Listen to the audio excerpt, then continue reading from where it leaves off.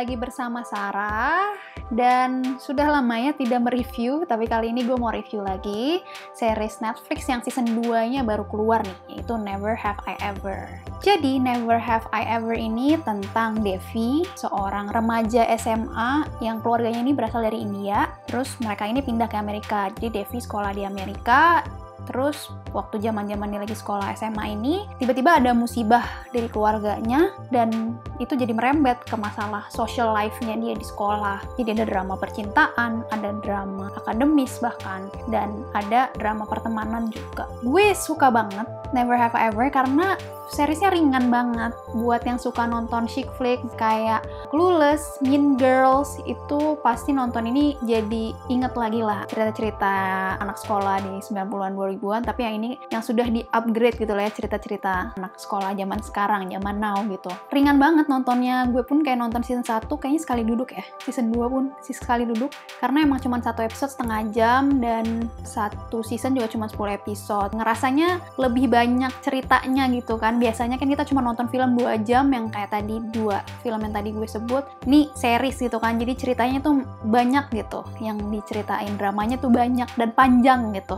berkelanjutan, dan sampai ke season 2 juga gitu, dramanya nyambung gitu. Si Devi ini orangnya drama queen banget ya, jadi dia merasa the world itu revolves around her gitu, dan itu menjadi menarik gitu karena itu yang jadi core ceritanya, yang bikin cerita itu seru gitu, karena dia nih agak bikin masalah terus karena dia bikin drama terus gitu. Tapi emang ternyata itu tuh bersumber dari karena emang ada masalah di keluarganya, dan jadi kebawa-bawa juga ke teman-temannya juga, ketarik percintaannya juga gitu. Kita dibawa nih penulisannya, ceritanya dibawa kesel terus sebenarnya sama si Devi nih, karena si Devi aduh nih orang tuh kenapa dia harus begini. Tapi ya penggambaran dia sebagai remaja labil aja gitu, remaja labil yang people make mistakes aja dan people learn from their mistakes gitu. Jadi menurut gue bagus karena setiap episodenya juga dia ada resolusinya gitu. Setiap si Devi ini bikin masalah, atau mungkin nggak di satu season, nggak di satu episode itu ya, mungkin di episode berikutnya selesai gitu, ada resolusinya. Ketika si Devi ini emang bikin salah,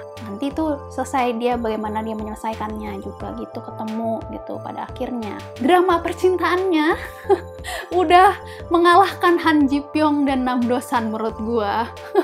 Karena ini kayak cinta segitiga kan antara si Devi, Paxton, dan Ben. Yang tadinya tuh si Devi ini orangnya cupu banget, yang kayak orang tuh cupu banget lah, kayak geek gitu lah ya. Sedangkan Paxton nih kan anak-anak populer gitu, padahal tadinya juga malah kayak berantem gitu kan sama si Ben nih, tuh so tiba-tiba jadi naksir gitu. Gue suka aja sih cerita keduanya tuh kayak nonton film perjalanan cinta si Devi dengan dua lelaki ini tuh bagus gitu ceritanya, build up-nya gitu. Dan itu berlangsung sampai season 2 kan. Season 2 pun kayak di ujungnya kita pun kayak masih dibikin juga gitu, hati bergejolak, ini mau yang mana gitu, kita tuh masih membingungkan. Gue suka dengan penulisannya karena dibikin imbang gitu. Si cinta segitiganya tuh si cowok dua-duanya punya kelebihan dan dua-duanya punya kekurangan gitu. Jadi yang nonton pun ikut galau sebenarnya, kayak gue tim Paxton apa tim Ben gitu. Jadi seru sih, serunya dari situ sih ya, walaupun gue tim Paxton sih kayaknya. Seriesnya ini kan ringan ya, tapi menurut gue ini yang beda juga dari kayak chick flick lainnya.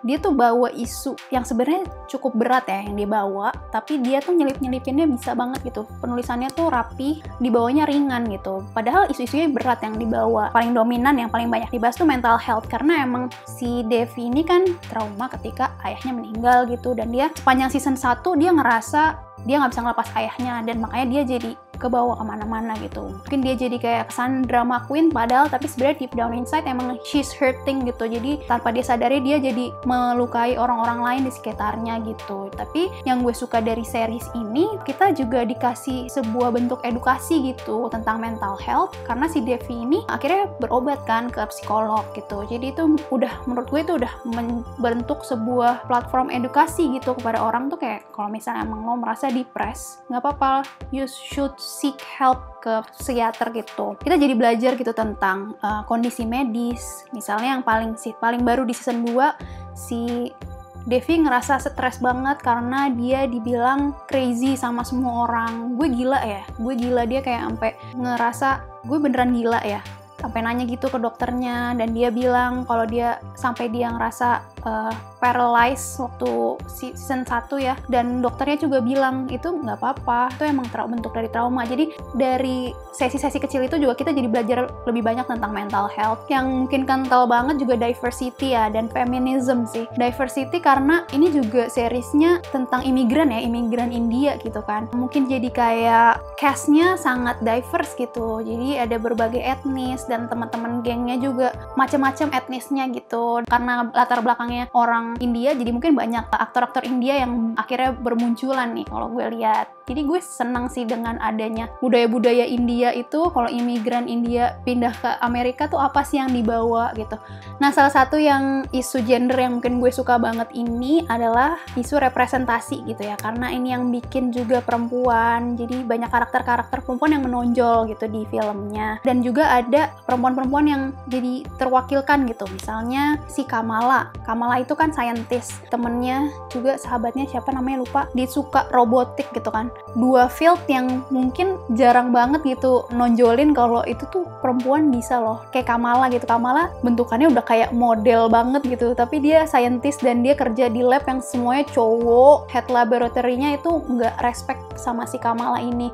Dia ada isu-isu perempuan di science, technology, engineering, mathematics, di STEM. Gue suka banget karena gue pun sendiri punya komunitas guys, namanya Femin STEM. Kalau kalian mau lihat, dia mewakilkan lah representasi perempuan-perempuan yang emang di bidang biasanya male dominated. Diversity juga di season 2 ada si Anissa yang karakter perempuan dan dia Islam gitu. Itu jarang banget gitu kan ada, dan benar-benar diutarakan gitu. Pokoknya ya gue suka banget karena dari semua isu-isu yang banyak dan kompleks ini bisa digabung di dalam satu episode setengah jam, tapi ringan dan bisa dinikmati.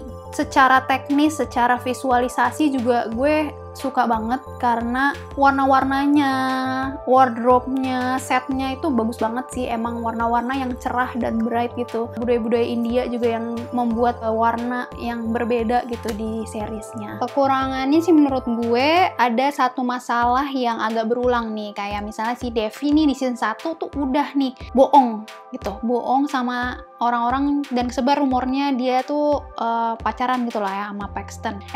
Ternyata enggak gitu. Dan di season 2 pun terulang lagi dia tuh bohong karena dia tuh nyebarin rumor juga tentang si Anissa itu anoreksik, tapi dia nggak mau ngaku. Jadi sebuah kesalahan yang diulangi lagi gitu.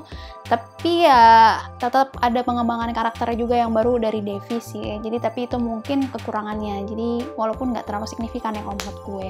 Adegan favorit gue adalah selalu ketika si Devi udah kebingungan dan tiba-tiba ayahnya muncul di mimpi. Yang mungkin di season 2 tuh yang ayahnya, yang Devi yang selalu bingung kenapa sih lo manggil gue perfect girl, I'm not perfect gitu. Tapi di mata ayahnya ternyata dia perfect. Itu selalu momen-momen peak yang sangat mengharukan gitu ya. Waktu si Devi ketemu sama psikiaternya, pas dia cerita, kok orang-orang bilang gue crazy ya, am I crazy gitu. Si dokternya enggak, no, you're just human gitu, and you feel hurt and depressed gitu, it's normal gitu. Oke, mungkin kalau dari gue skor Never Have I Ever 8,5 karena emang menyenangkan banget sih seriesnya, tapi penulisannya tuh full gitu, jadi ngerasa terhibur juga, tapi ngebahas-bahas isu yang berat-berat juga iya gitu, tapi dengan cara yang terhibur gitu. Mungkin sekian dulu untuk review kali ini. Jangan lupa like, subscribe, nyalakan notifikasi, join Discord kita juga